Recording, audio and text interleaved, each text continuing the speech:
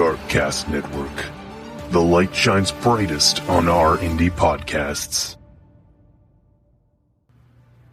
Are you on the hunt for indie podcasts with a dark side, but you're not quite ready to commit to subscribing to a new pod? Why not wet your beak with Spotlight on Darkcast? Each week we drop a new episode from one of the many shows on the Darkcast Network.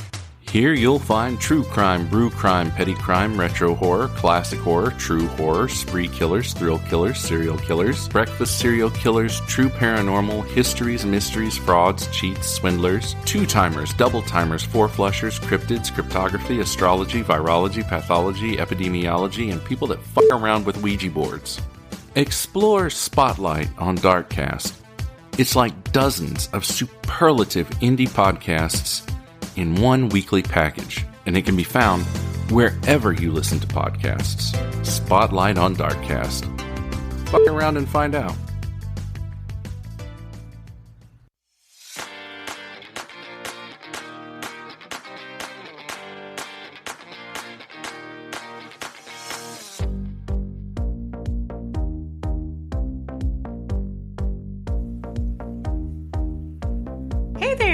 This is my disclaimer. Beyond the Rainbow is a true crime podcast, and it's not suitable for children. It might not be suitable for some adults. I like dropping swear words now and again. It's my favorite language, the language of love, and so romantic. Beyond the Rainbow is a one-woman researched, written, recorded, and edited production. Why? Because I am proud to be a badass. And should you feel so compelled to also be a badass and show some support, I have a Buy Me a Coffee / Rainbow Crimes account. Thank you. Hey there, Rainbow Warriors. Welcome to Beyond the Rainbow, True Crimes of the LGBTQ+. I'm your host, CJ. And I'm also founder of Darkcast Network. Darkcast is a network of completely awesome podcasts, although they do tend to be on the darker side. We have true crime, paranormal, conspiracy theory shows, as well as a few shows that are darkly obscure. I'd love for you to check the network out. We even have a network podcast called Spotlight on Darkcast. I like to call it a virtual buffet of yumminess that you can binge on. Find me on the socials. On Facebook, you can find me at Beyond the Rainbow or DCNet, and just about everywhere else as Rainbow Crimes and Darkcast Network. Be sure to check out my website at beyondtherainbowpodcast.com. Also, I'd like to give a big rainbow hug and shout out to badass Melissa, who bought me a cup of coffee on buymeacoffee.com. Thank you, Melissa! I have a quick update on our Greek murder victim, Zach Kostopoulos from Season 4, Episode 4. Zach, or Zacchio, was attacked trying to escape from a Greek jewelry store. He wasn't there stealing anything. He was there hiding from someone he thought was going to hurt him in broad daylight in a busy outdoor mall in Greece. At the time, the jewelry store owner and his friend, they were standing outside the jewelry store. And somehow, Zach got locked in there. The jewelry store owner and his friend were just watching Zach. They were just watching him try to get out of the store. And Zach was frantic. He got down on his hands and knees, and he pushed this glass panel out under a shelf trying to escape. The jewelry store owner and his buddy started to kick Zach, and they stomped on his head. Then when the police came, they also kicked Zach and stomped on his head. Zach ended up dying as a result of his injuries. The jewelry store owner and his friend, along with 4 Greek cops, were arrested, and they all went to trial. The jewelry store owner and his friend, they were found guilty of killing Zach. They were each given a mere 10-year sentence. But the 4 police officers, they were set free by the court, and they were acquitted of all charges. Several of the human rights activists in the courtroom, Once the verdict was read, they started to yell, "Disgrace." And those activists, they were spot on. What the cops did to Zach was a disgrace.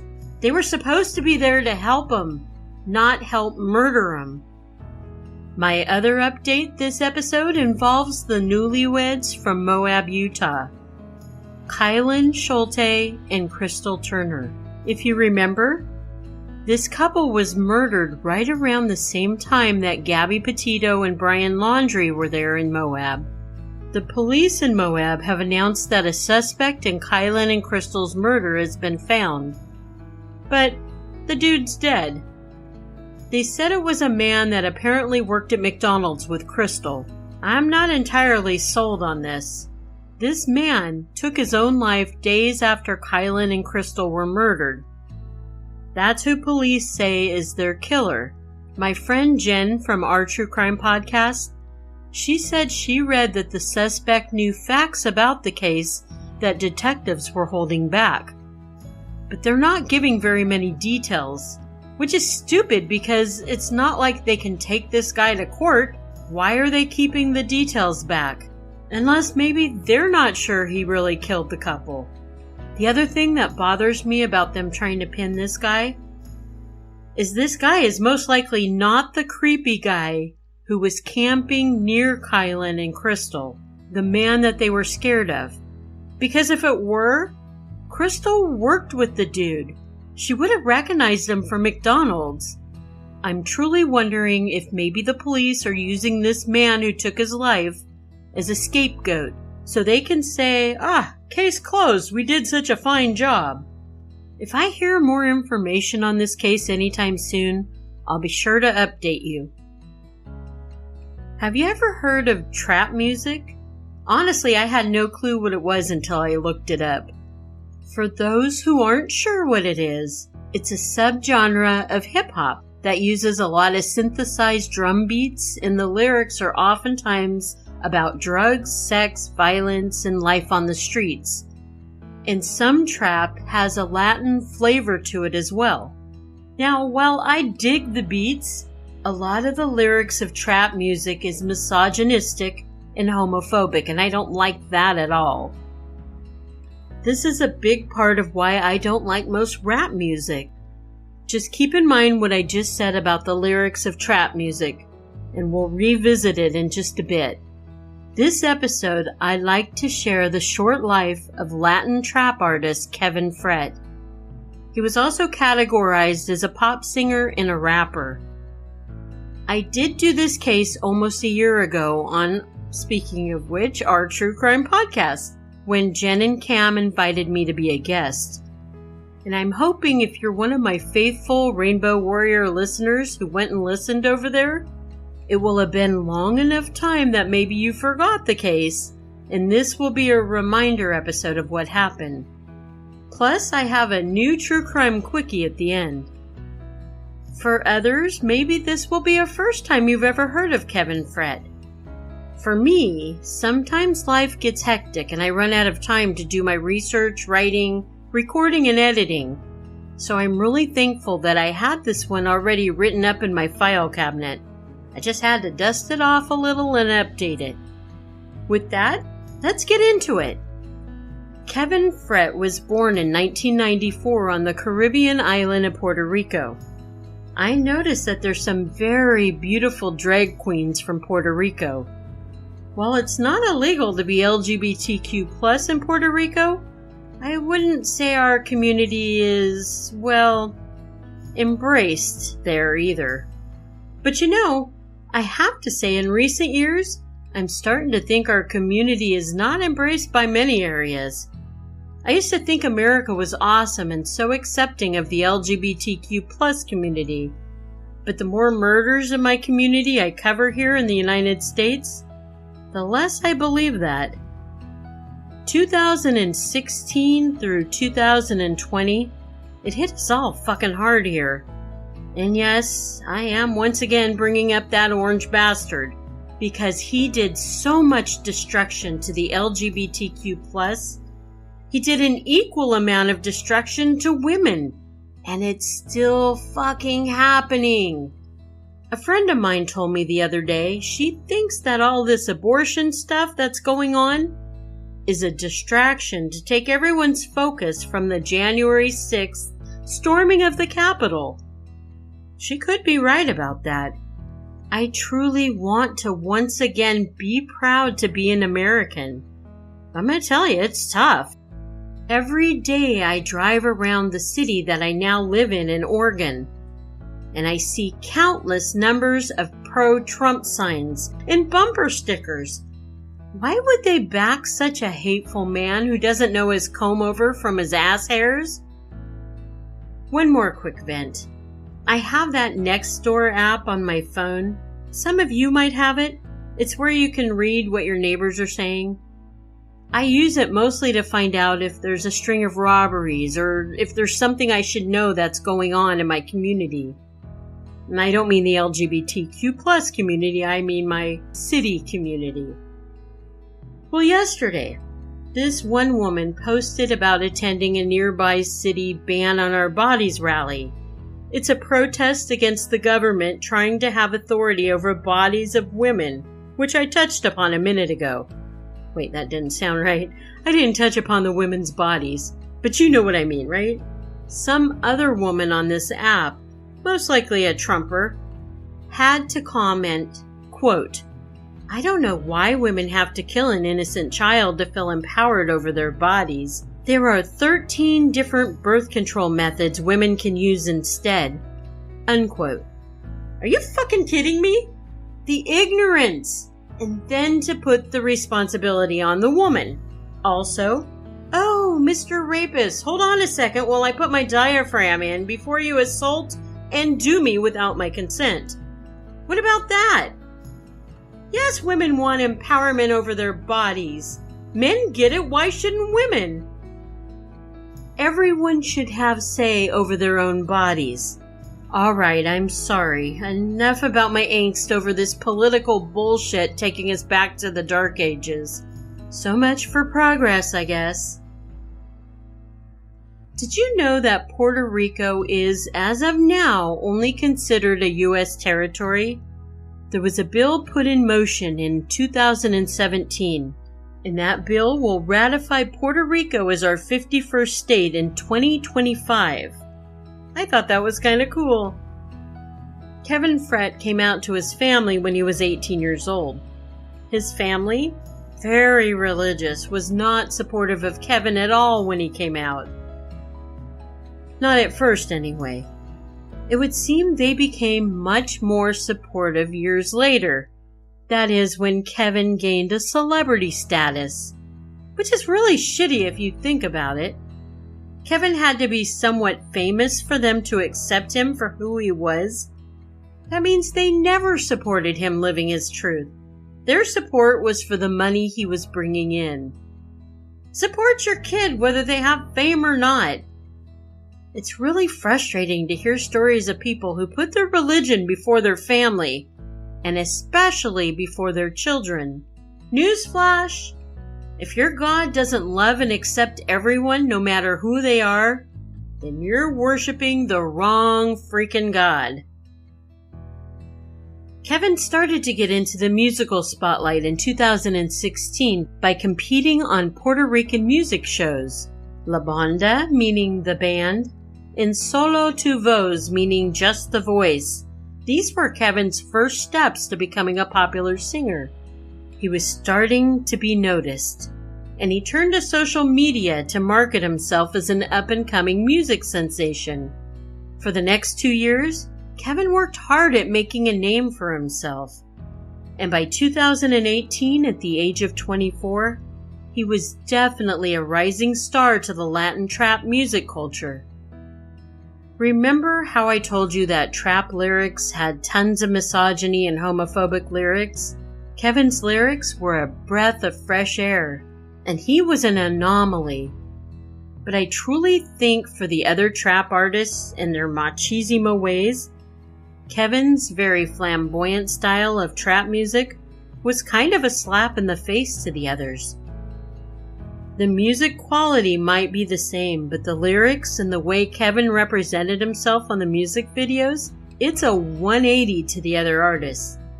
Instead of hiding his truth, Kevin used his sexuality as a means to make him stand out.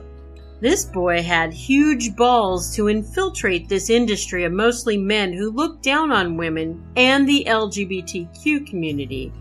But here he was, shiny and sparkly, and hell-bent to make it big. Homo-transphobic Puerto Rico wasn't quite sure of what to make of Kevin Fret.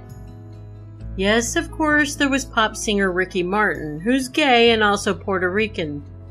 But Ricky's total trade. He could pass for straight. Kevin couldn't. He didn't want to. He presented himself as proudly flamboyant, and he sported glitter lip gloss, makeup, sometimes pink hair, sometimes white or frosted hair, along with very feminine, sexy clothing. Kevin was gathering a huge following.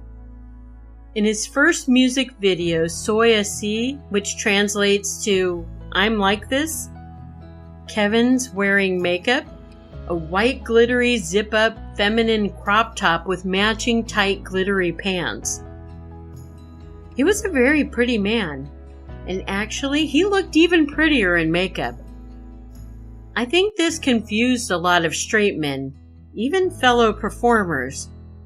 And when men who consider themselves heterosexual and tough guys, when they're confronted with the possibility that they might be attracted to another man, well, we've listened to enough true crime stories. It usually does not turn out well for the object of the attraction. With Kevin's newly acquired fame, he was titled the first openly gay trap artist in Puerto Rico. Kevin knew he wanted to put his celebrity status to good use, so he became an advocate for the LGBTQ+ community and a huge advocate for anti-bullying. A lot of his anti-bullying rhetoric he would post on his social media. There was a point, however, that Kevin did upset the LGBTQ+ members, and this is because Kevin publicly announced being gay is a choice, and that's what he chooses. That answer was scientifically incorrect. It seemed like maybe Kevin was trying to assert his independence of free thinking, without actually researching his topic. For Kevin to announce being gay as a choice, he not only pissed off the community, many scientists, and probably Lady Gaga, because we are born this way. He was not correct in his declaration, but Kevin was unapologetic for the comment. The remark didn't seem to slow him down any, and he continued to excel in the music industry, despite making his following angry with an ignorant remark. Eventually, they looked past it and they continued to support Kevin. Latin singer Mike Duran collaborated on a music video called Diferente with Kevin. The video was chock full of scantily clad women, American money, thugs, bling, and a heavily made-up Kevin Fret, who at one point lifts his rainbow mesh pullover to expose part of his ass. At the start of 2018, Kevin opened up to his fan base on social media about getting liposuction and butt augmentation.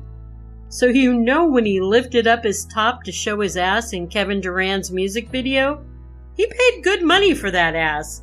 He wanted to show it off. Can you blame him? Kevin was also quoted as saying, "I'm the person who doesn't care what people think about me. And now I have young gay men and lesbians looking at me as a role model. Like, wow, if he did it and doesn't care what people think, I can too." Kevin moved to Miami, Florida in 2018. After that, but not because of that, trouble started to follow Kevin. In June, he was in an elevator at a Miami condo when this young white dude got into an elevator with Kevin. The young white dude? started to dish homophobic slurs at the musical artist. Pissed off and rightfully so, Kevin threw a metal bottle at the guy with the big mouth. The bottle hit him in the head. The big mouth guy pressed charges against Kevin, who was arrested for aggravated assault. At the hearing, the charge was lessened to simple assault, and Kevin was released with a $1,500 fine. 2 more things after that would buzz around Kevin's career. First, another Latin trap artist who goes by Anuel AA, I guess? I don't know. We'll just call him Anuel. He put out a single that had homophobic slurs and talked about HIV. And I'm pretty sure it wasn't as nicely put as I just said it. But the whole gist of the song basically called out his enemy and former friend Latin rapper Coscuela. The song strongly suggested Coscuela and Kevin were having gay sex with one another. Although there was nothing concrete to prove that it was true, it seemed to be just another turd to stir the pot, and another way to cause animosity between rivals. These Latin trap artists seem to be very cutthroat with each other at times. It's gotta be all that bravado to be the toughest badass on the block. The second incident also involved another Latin singing artist. This one is Ozuna. There were conflicting reports on a timeline when this incident occurred. Some say it happened in 2017, and some say it happened in 2018. It's possible that it all started in 2017, and what appeared to be the conclusion of it occurred in 2018. But nevertheless, word around was that 26-year-old Ozuna and Kevin had been involved in a sexual relationship together. Whether that was true or not is also up for question. I almost believe that Kevin wouldn't have touched any of these trap artists, but saying that Kevin was having sex with them always seemed to make the story spicier. Allegedly, Kevin got his hands on a video of Ozuna doing some very personal, intimately sexual things to himself when he was just 16 years old. As well, it seemed that the video had been edited to make it more messed up for Ozuna should the video get leaked. Kevin used the video to blackmail Ozuna, or at least that's how Ozuna was relaying it. Kevin asked for money, but what he really wanted was Ozuna to release a song with him. Ozuna told him no, he wouldn't collaborate on a song with him. He'd just pay him the money. Kevin wasn't the only one with a copy of this tape, though. It's possible multiple people were blackmailing Ozuna. After Ozuna made payment of about $50,000 to Kevin, Ozuna traveled to the Miami FBI field office and he filed a report against Kevin. But for unknown reasons, he soon dropped the report. In January 2019, Kevin was back on the island of Puerto Rico. He was making the rounds, visiting family and friends for the holidays. On January 10th, around 5:30 in the morning, I imagine it was still pretty dark out, Kevin was riding his motorcycle through the Santurce neighborhood of San Juan. There was someone identified only as a male accompanying him on another motorcycle. Suddenly, Kevin crashes on his motorcycle, and the motorcycle that was riding next to him keeps driving. When police came to investigate what they thought was merely a motorcycle accident, they find Kevin had been shot multiple times. 8 bullet casings were found at and near the scene. 2 bullets had struck Kevin, one in his hip and one in his head. Miraculously, Kevin was still alive when the police got there. He was immediately transported to a hospital. Kevin died later that morning as a result of his injuries. The male who was seen riding along with him, authorities have been searching for so they can question. I don't believe they ever had any luck finding him. Only 10 days into 2019, and Puerto Rico was already having one of their deadliest years. 2 people per day had been murdered since the first. With Kevin's death, 20 people had been murdered. The neighborhood Kevin was attacked in, Santurce, I guess years ago this used to be a very sketchy, deadly area in Puerto Rico. Even restaurant owners in that neighborhood were fearful for the safety of their customers, who had to walk out to their cars after they dined and paid. To Google Santurce, older descriptions called it a barrio, the slums. But it has transformed considerably since then. Santurce is now a very artsy, hipster-type community. But in spite of its newer avant-garde approach, every area, no matter where it is, still has rough parts. Kevin's murder is a mystery. And while he made many people happy with his musical flair, he also pissed off quite a few people in his short 24 years of life. Until some of the questions get answered, we won't know if his murder was a hate crime, a rival musician with an axe to grind, an ex-lover with the same grinding axe, or just a random murder, which seems a little unlikely to be honest. Here are some theories that have floated around the case. Kevin's mom was interviewed on an American radio show. She thinks the artist Ozuna and his manager are the ones who called a hit on Kevin. She's also the one who, when interviewed, believed Kevin and Ozuna were in an intimate relationship together. She gave police Kevin's phone with texts between Kevin and Ozuna. After that, the police questioned Ozuna's manager for over 3 hours, and then decided, along with a prosecutor, neither Ozuna or his manager are people of interest in Kevin's murder. I'm not sure why they didn't interrogate Ozuna also. It just seems really odd. And there is yet another singer the prosecution announced that they were going to interview, a musical artist named Archangel. But my assumption is that nothing came from that either, because not one arrest has been made in connection to Kevin's murder.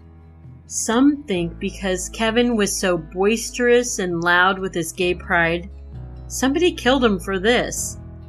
They're positive it was absolutely a hate crime. It wouldn't be the first time it happened to an LGBTQ+ member for advocating for the community. There's just too many unknowns to really put together a valid theory on what happened to Kevin. I'd like to know where Kevin was coming from. Where was he heading? I'd also like to know the identification of the guy on the motorcycle who was riding with him. He might have been Kevin's killer.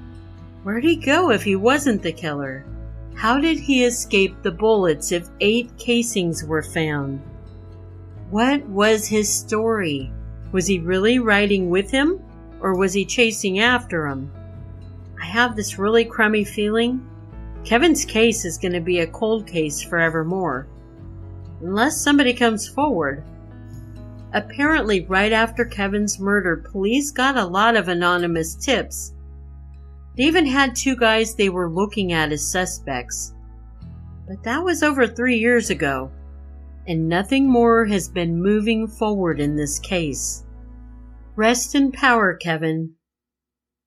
If you want to get your dogs some tasty, delicious, fresh baked pumpkin treats that are great for their digestion, visit beautiesbiscuits.com. We've got turmeric varieties, peanut butter, all natural peanut butter. Parsley helps with stinky dog breath. I actually grow it right in my yard. So this season I am harvesting my parsley. Yay. And making fresh dog biscuits for you. And I also have CBD. Great for senior dogs, dogs that are anxious, hip pain, joint pain. Turmeric and CBD is wonderful. I got all the things. Use offer code LIES and save 20% at beautiesbiscuits.com. Do it. Do it. Because your dogs will love you for it, and so will I. I'm Edward October, creator-host of Octoberpod, and we're both listening to Beyond the Rainbow, Crimes of the LGBT on the Darkcast network.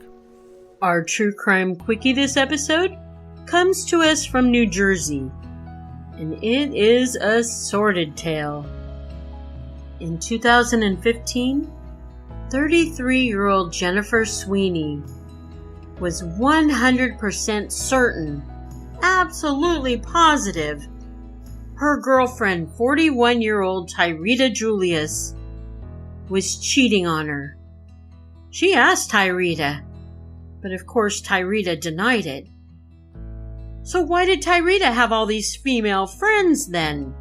It wasn't right. She was probably having sex with all of them. Oh, the way an insecure person's mind thinks and plays games. It's not very healthy for any relationship. The day before Thanksgiving in 2015, Tyrita and her teenage daughter were driving down Middlesex Street in Linden, New Jersey. Shots rang out. Tyrita's daughter was grazed by a bullet as she sat in the passenger seat, and Tyrita had been shot multiple times. It caused her to lose control of the vehicle and crash into a utility pole. In spite being shot 8 times, Tyrita survived the attempt to murder her. No one was ever arrested for trying to kill Tyrita. March 8, 2016. 4 months after the attempt on her life, Tyrita was out having lunch with her girlfriend, Jennifer Sweeney. Jennifer claimed she last saw Tyrita when she dropped her off at the Long Branch train station after their lunch. She also claimed Tyrita was off to spend some time with a female friend in Tinton Falls. The following day, March 9th, Tyrita's mom was very concerned about her missing daughter, especially after the attempt on her life. Her mom went to the police and filed a missing persons report on Tyrita. Tyrita's daughter was in the care of Jennifer at the time, but she went to live with Tyrita's family not long after. Months and months would go by and Tyrita never showed up. Investigators were now not only looking into missing Tyrita, but they felt there was a strong possibility Tyrita's being missing had everything to do with the attempt on her life 4 months earlier.